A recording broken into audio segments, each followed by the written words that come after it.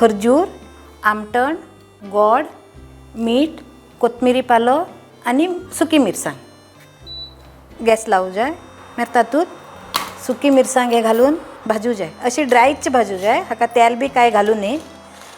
हे अशी 5-10 मिनटं अशी करून भाजून ताजे पहिले हे खजूर बी काढून आणि आमटणाची बी काढून सगळी भिजोवन दवरू जाय. गोड, आमटण आणि खजूर तिन्ही मिळून भिजोवन दवरू जाय 1-10 मिनटं. मिरसांग आता काडटा.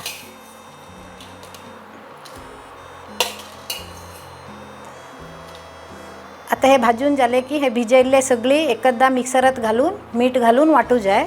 हां, हे आता वाटिल्ले जाले रेडी.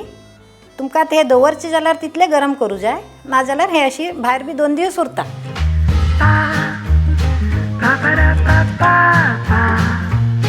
Pa pa